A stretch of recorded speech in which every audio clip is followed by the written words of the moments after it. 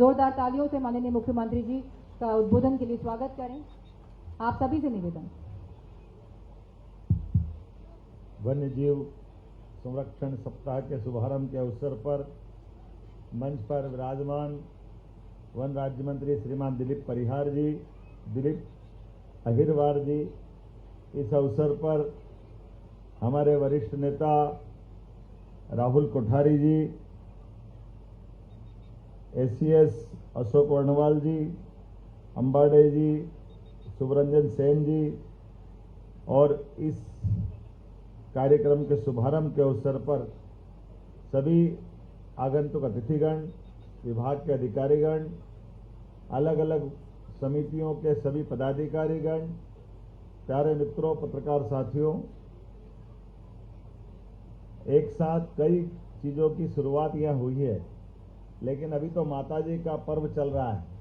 नवरात्रि का आखिरी दिन मां अंबा हम सबकी मनोकामना पूर्ण करे। वसुधा के ये परिवारजनों का मिला जुला कार्यक्रम, वन्य जीव संरक्षण का अभियान, कई बार इसके इकोसिस्टम में आने वाली कठिनाइयों से दुनिया के अंदर जो कठिनाई पैदा होती वो भी अतीत के हिस्से में हम सबको आती है और हमने अतीत की कई चुनौतियों के आधार पर मध्य प्रदेश यशस्वी प्रधानमंत्री के नेतृत्व में हमने सबने देखा बदलते दौर का प्रदेश 2022 में एशिया से गायब होने वाले चीते का परिवार फल रहा फूल रहा आगे बढ़ रहा हमारे सबके सामने है। ये फॉरेस्ट डिपार्टमेंट की मध्य प्रदेश सरकार की बड़ी महती उपलब्धि है। ये चीते प्रोजेक्ट से लगा करके गिद्ध प्रोजेक्ट के भी विस्तार से अलग अलग प्रकार की उनकी सारी जीवन की रचनाओं को समझते हुए उन पे जो काम किया जा रहा है, मैं गिद्धों के संरक्षण को लेकर के भी भोपाल के प्रयास की सराहना करता हूं, बधाई देना चाहता हूं। जब बधाई देना तो दो चार ताली क्यों बजना चाहिए, अच्छा ही बजना चाहिए। और अब गिद्धों की बात करें, घड़ियाल है, मगर है, अब तो कोबरा भी आ गया। एक कोबरा जरूर यहाँ हमारे लिए अपने बीच में से, लेकिन दूसरा मैं इंदौर देख के आया हूँ। कोबरा भी अपने परिवार बसाने की दिशा में आगे बढ़ रहा है। बदलते दौर में ऐसे कई वन्य प्राणी अब कुछ समय बाद नर्मदा जी में, तवा में मगर भी छोड़ने वाले हैं। जोरदार अभिनंदन करो हमारे जलजीव को लेकर भी वन विभाग कितने प्रकार से काम कर रहा है, कितने प्रकार से सब विचार कर रहा है।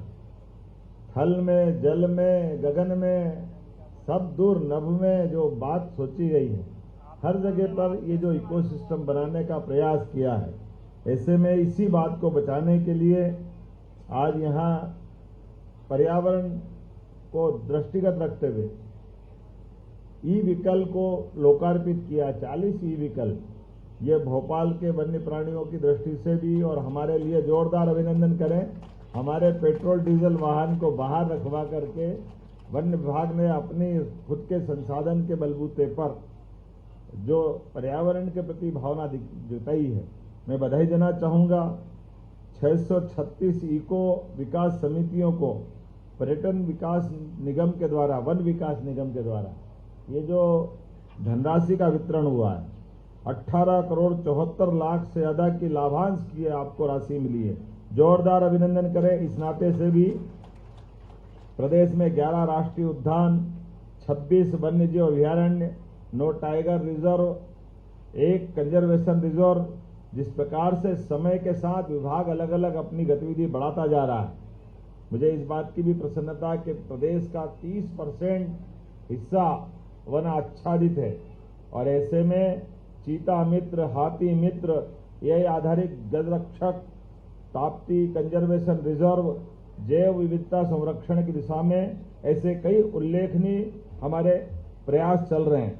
इसमें उल्लेख ये भी है कि घरेलू और अंतर्राष्ट्रीय पर्यटन की दृष्टि से हमारे अपने साथ जुड़ने वाले पर्यटकों की संख्या भी लास्ट ईयर 13.41 करोड़ की संख्या है। ये संख्या छोटी नहीं है और इसके आधार पर प्रतिवर्ष वैसे तो 27 लाख से अधिक भारतीय और विदेशी पर्यटक वाइल्ड लाइफ देखने हमारे यहाँ आ रहे हैं। होम स्टे में भी जबरदस्त आकर्षण बढ़ रहा है। धीरे धीरे प्रकृति के साथ जुड़ने का, प्रकृति को जानने समझने का मौका और उसमें हमारी महती भूमिका, हमारी वन्य संपदा को बचाए रखने की भी विभाग पूरी ताकत के साथ अच्छे से लगा है। मेरी अपनी ओर से बधाई। और खासकर जब हम आज बदलते दौर में एक के बाद एक जिस दुनिया में पहुंच रहा है, ऐसे में अब हमारे 2 जू और बढ़ रहे हैं, एक उज्जैन में और एक जबलपुर में। और हम तो कह ही रहे हैं कि धीरे धीरे करके हमारे जितने भी टाइगर रिजर्व हैं, इनके आसपास में भी हमारे अपने रेस्क्यू सेंटर बने, ताकि जिस जंगल के आसपास का जानवर घायल हो जाए उसके रखने के प्रबंधन करना पड़े, धीरे धीरे करके वो सारी चीज खड़ी करते जाए। इस आधार पर समान रूप से हम अपने इन वन्य प्राणियों को बचाने के साथ साथ ये गौरवशाली गर्व के आधार पर, हाँ, हम दुनिया में कह सकते हैं कि मध्य प्रदेश दुनिया के अंदर एक ऐसा राज्य है जहाँ सभी प्रकार की वन संपदा के साथ साथ वन्य जीवों की भी चिंता की जा रही है। टाइगर स्टेट में नंबर 1, लेपर्ड में नंबर 1, गिद्ध में नंबर 1, घड़ियाल, मगर, क्या क्या नहीं है आपके पास। सब क्षेत्रों में लगातार आप आगे बढ़ रहे हैं और आगे बढ़ते जाए, मेरी शुभकामना है। बहुत बहुत धन्यवाद। भारत माता की जय। बहुत बहुत धन्यवाद माननीय मुख्यमंत्री जी आपके प्रेरक उद्बोधन के लिए। आदरणीय मुख्यमंत्री जी, आपके द्वारा वन्य जीव संरक्षण और पर्यावरण संरक्षण के क्षेत्र में दिए गए योगदान और समर्थन के लिए हम सभी आपके आभारी।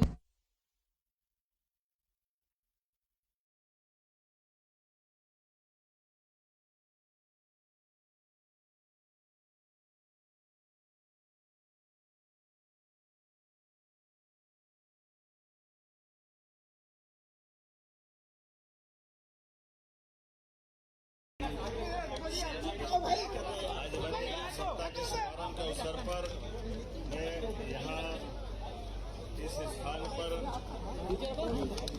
वन विहार में आया हूँ और यहाँ अब आज के बाद से हमारे अपने पूरे पार्क के अंदर घूमने के लिए ई व्हीकल विभाग के द्वारा उपलब्ध होगी। 40 से ज्यादा वाहनों को लोकार्पित किया गया। हमारी फॉरेस्ट से साथ जुड़ी हुई पर्यटन की समितियों को लगभग 18.5 करोड़ से ज्यादा की राशि उनका लाभांश वितरण का कार्यक्रम भी किया। विभाग के अलग अलग उत्कृष्ट कार्य करने वाले सभी स्तर के अधिकारियों को भी जो विभाग की नीति है उस नीति के हिसाब से 50-50 हजार की राशि देकर के उनको भी पुरस्कृत करते हुए कार्य की दक्षता को बढ़ावा देने का प्रयास किया गया। मैं अपनी ओर से इस वन्य जीव सप्ताह के माध्यम से जो विभिन्न गतिविधि संचालित की जा रही है उसकी शुभकामना भी देता हूं और फॉरेस्ट डिपार्टमेंट धीरे धीरे आगे बढ़ते हुए सभी क्षेत्रों में काम कर रहा है, इसकी बधाई भी देना चाहूंगा। बहुत जल्दी हम अपने देश के अंदर मां नर्मदा के मूल धारा में और मां नर्मदा की सहायक तवा नदी में भी मगर जाकर छोड़ने वाले, ये हमारे लिए मां नर्मदा की सवारी का उस उनके आवास में, उनके परिवेश में हमारी वन जीवों के प्रति जो जल जीवों को बढ़ावा देने की नीति है उसी का परिवर्तन है। जब प्रदेश के अंदर चीता अपना परिवार बढ़ा रहा है, गिद्ध सफल हो रहे हैं, लेपर्ड हमारे प्रदेश में अच्छी संख्या में आकर देश में नंबर 1 की स्थिति में जा रहा है, तो सभी क्षेत्रों में समान रूप से वन जीवों की चिंता करना और थल में, जल में, नभ में सभी प्रकार के जीवों की चिंता करने के लिए सरकार प्रतिबद्ध है। मेरी अपनी ओर से सबको शुभकामना, बधाई। नवरात्रि के पावन पर्व की आज नवमी है, पूरे प्रदेशवासियों को बधाई। कल दशहरे का आनंद है, दशहरे की अग्रिम बधाई। आज वृद्धजन दिवस भी है, वृद्धजन दिवस की भी बधाई।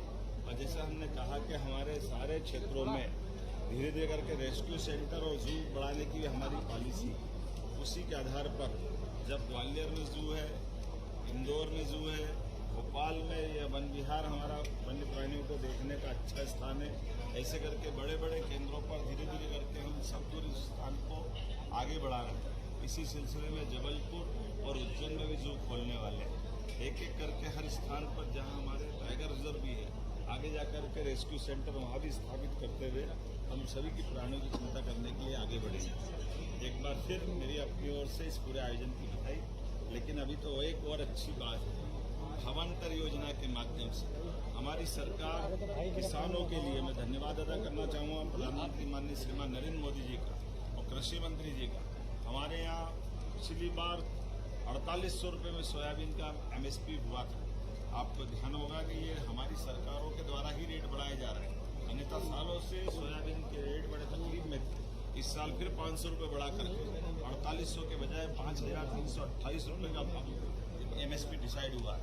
और ऐसे में हमारी सरकार ने तय किया है कि किसानों को उनका दाम दिला के रहेंगे।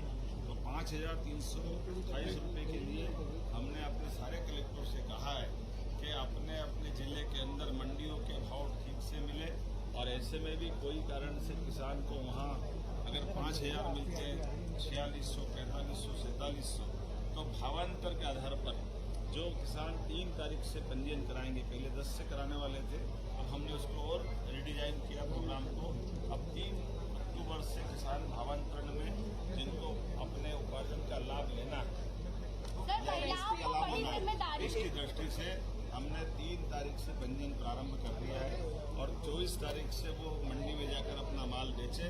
शेष अंतर की राशि सरकार उनको तुरंत अतिशीघ्र पहुंचाएगी।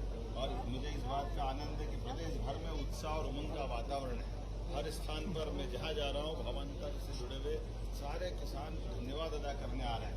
और ये भावांतर का लाभ भी ऐसे ही फसल अपनी मंडी में नॉर्मल बेच सकेंगे। किसान जहाँ उपार्जन चलता था, खरीदी चलती थी, वहाँ लंबी लंबी लाइन लगती थी। 1 दिन 2 दिन 3 दिन लाइन में बैठना पड़ता था। कई सारी असुविधाओं का सामना करना पड़ता था। सरकार सारा प्रबंधन करते फिर भी खुलावटी से लेकर के कई मामलों में दिक्कत आती थी। FAQ से लगाकर कई सारी और चीजें भी रहती थी। ऐसे में सारी चीजों की परेशानियों का ध्यान रखते हुए भावांतर योजना हमने लागू करके पूरे देश के अंदर ये हमारा आदर्श उदाहरण बना है।